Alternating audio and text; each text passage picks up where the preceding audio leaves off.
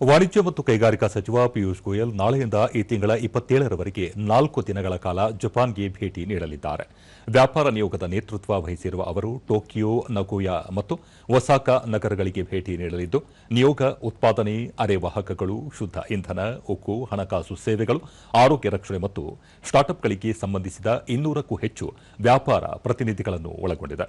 ಈ ಭೇಟಿಯು ಎರಡೂ ರಾಷ್ಟ್ರಗಳು ತಮ್ಮ ವಿಶೇಷ ಕಾರ್ಯತಂತ್ರದ ಮತ್ತು ಜಾಗತಿಕ ಪಾಲುದಾರಿಕೆಗೆ ತರುವ ಮಹತ್ವಾಕಾಂಕ್ಷೆಯ ಪ್ರಮಾಣವನ್ನು ಪ್ರತಿಬಿಂಬಿಸುತ್ತದೆ ಮತ್ತು ಭಾರತ ಜಪಾನ್ ವ್ಯಾಪಾರ ಹೂಡಿಕೆ ಸಂಬಂಧಗಳನ್ನು ಗಮನಾರ್ಹವಾಗಿ ಗಟ್ಟಿಗೊಳಿಸಲು ಪೂರಕವಾಗಿದೆ ಎಂದು ವಾಣಿಜ್ಯ ಮತ್ತು ಕೈಗಾರಿಕಾ ಸಚಿವಾಲಯ ತಿಳಿಸಿದೆ.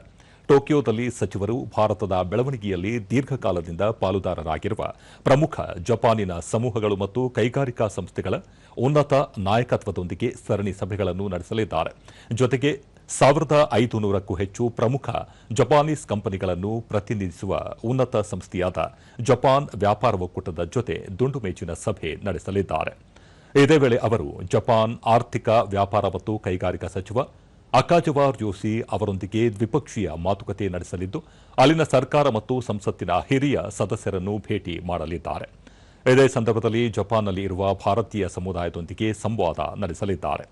ನಗೋಯಾದಲ್ಲಿ ಚುಕೈರೆನ್ ಮಧ್ಯ ಜಪಾನ್ ಆರ್ಥಿಕ ಒಕ್ಕೂಟ ಮತ್ತು ನಗೋಯಾ ವಾಣಿಜ್ಯ ಮತ್ತು ಕೈಗಾರಿಕಾ ಮಂಡಳಿಯೊಂದಿಗೆ ಸಭೆ ನಡೆಸಲಿದ್ದು, ಆಟೋಮೋಟಿವ್ ಮತ್ತು ಸ್ಟೀಲ್ ವಲಯಗಳಲ್ಲಿನ ಪ್ರಮುಖ ಉತ್ಪಾದನಾ ಹೂಡಿಕೆದಾರರೊಂದಿಗೆ ಮಾತುಕತೆ ನಡೆಯಲಿದೆ.